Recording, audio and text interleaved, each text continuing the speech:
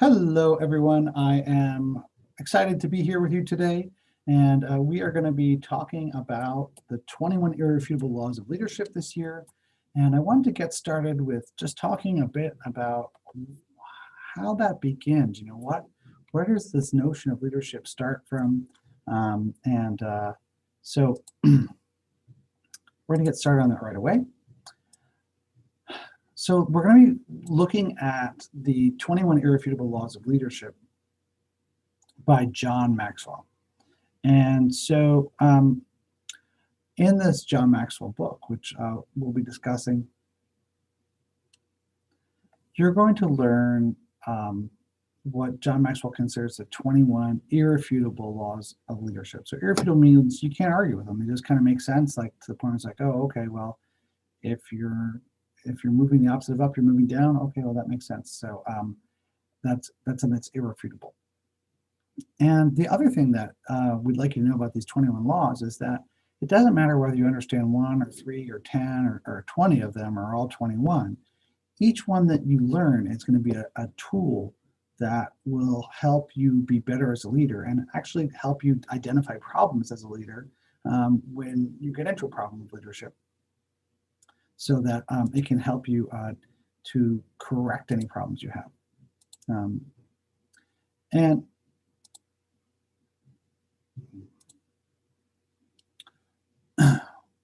the other thing I'd like you to know about this is that, hey, some of the people listening to this recording are a little young and they may not fully understand everything. So parents, absolutely positively feel free to help them out and read the book little pieces at a time so that they understand what they're reading. And what's most important about these lessons is really about the concepts, not necessarily the specific examples in the book or something like that. So that being said, let's get back to the book, The 21 Irrefutable Laws of Leadership. So if you have not already received the book, that looks like this.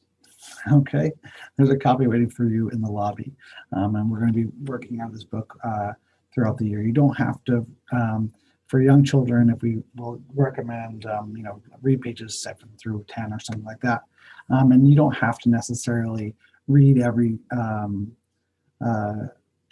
page of the book. The next assignment might be page 15 through 18 or something like that. For our older readers, our teens and adults, I would definitely, if I say read 15 to 18, read up to page 18. And I know some of you are going to get really excited about the book because it's an amazing book and want to read way ahead. That is fantastic as well. But just if we do assign pages 15 through 18, even if you've already read to page 50, just go back and reread 15 to 18 so we're talking in class, we're all literally on the same pages about what's going on in the class. So I want to now have a conversation with you. I'm just having trouble seeing something I want to see. There we go.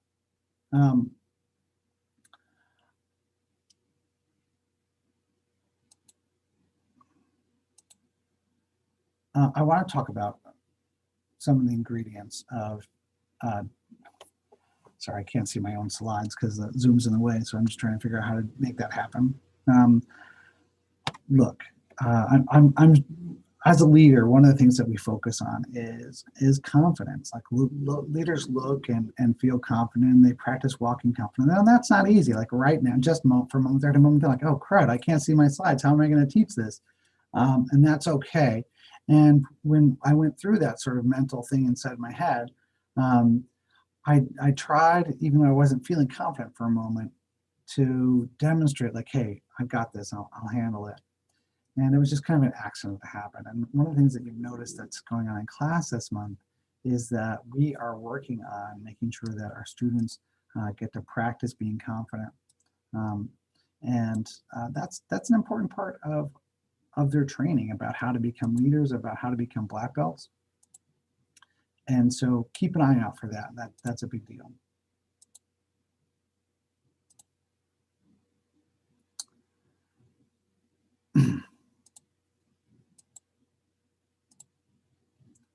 Another thing that's important for you to understand is that, I'm just gonna stop sharing this and talk to you guys directly without the slides. Another important thing to understand is that in addition to being confident, confidence gives you the ability to put yourself out there and actually influence other people, right? If I didn't feel good about myself, I try and kind of hide myself. And confident people aren't hiding; instead, they're sharing, right? And the thing though is like, what are you sharing, right? If you have good self control and you have a strong sense of what is important to you, your mission, um, that can make you into an incredibly powerful leader. So the next thing I want to talk about real quick here is that your self control is what gives you power, right? So for example, if I had no control over what I did, I just like was all over the place, then I couldn't say I was powerful about making a difference, powerful about being respectful, powerful about really anything, because I wasn't in power. I wasn't in control of what was going on.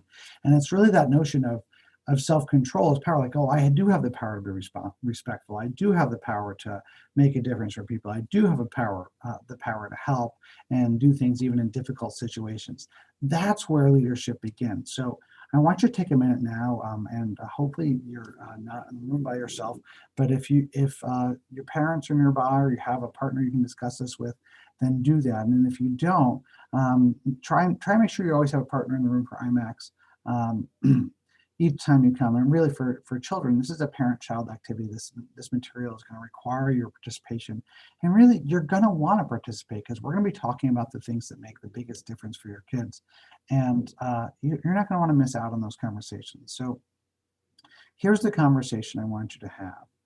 Where's an area where maybe you didn't used to have self-control before and you were kind of powerless to stop yourself from doing the wrong thing, but now you've said, hey, you know what, at some point you said, you know what, I'm going to get this under control. I'm going to start to be powerful about this. Maybe it was in the area of your diet, or talking back, or in the area of keeping a part of your house clean, or in the area of eating the right things, or in the area of staying focused on your schoolwork. So think about that for a minute. I'm going to give you 60 seconds to go talk to your partner about where are you showing power in your self-control, that maybe it's not perfect yet, but it's way better than it was. You've really evolved in that area. Go ahead.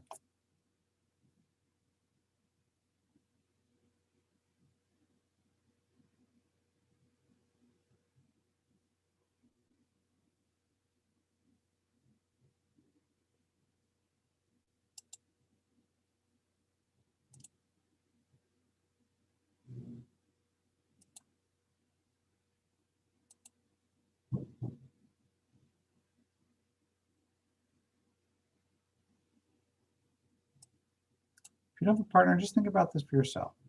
You can talk to yourself too. We all do it, just some of us do it out loud.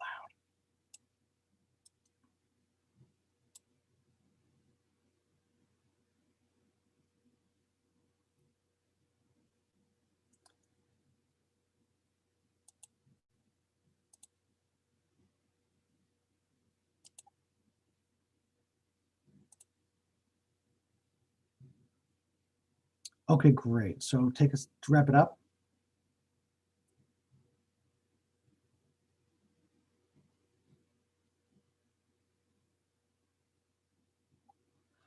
Okay, listen up. So we talked about how self-control is a power, and then the next thing that we want to talk, I want to relate this to two other really important concepts in being a leader.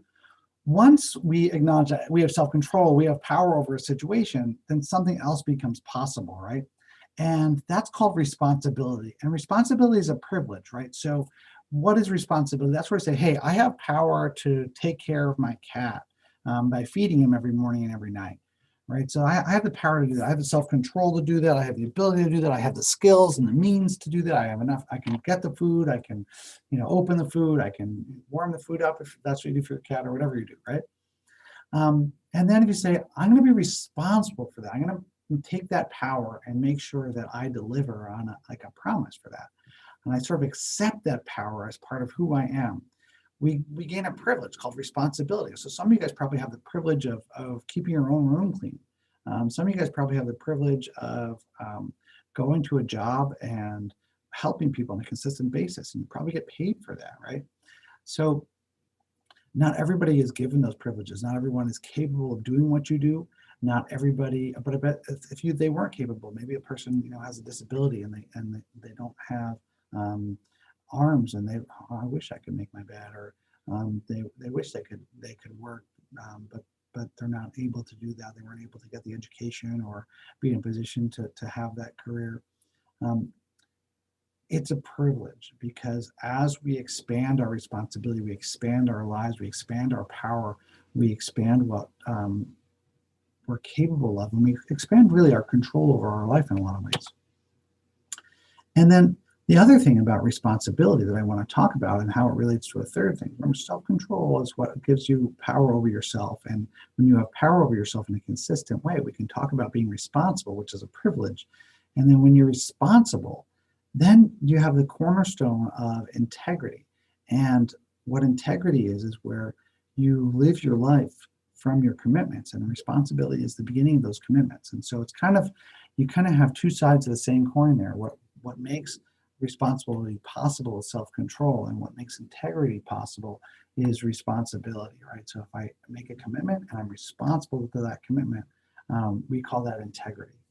And so I want you to bounce these ideas around, and family, take a few minutes to discuss the connection between these three seemingly separate ideas that are actually completely interconnected. And that's it for this week's Imax lesson. There's no reading assignment yet. I will be sure to let you guys know when it is. But the first assignment will be to read we'll read the 5-page introduction to John Maxwell's 21 Laws of Irrefutable book. So I'll see you guys next week, Saturday, 11:30, same time, same channel. It's cool if you join in on Zoom, because then we can have a discussion, but you're welcome to catch the replay here on YouTube. Thanks.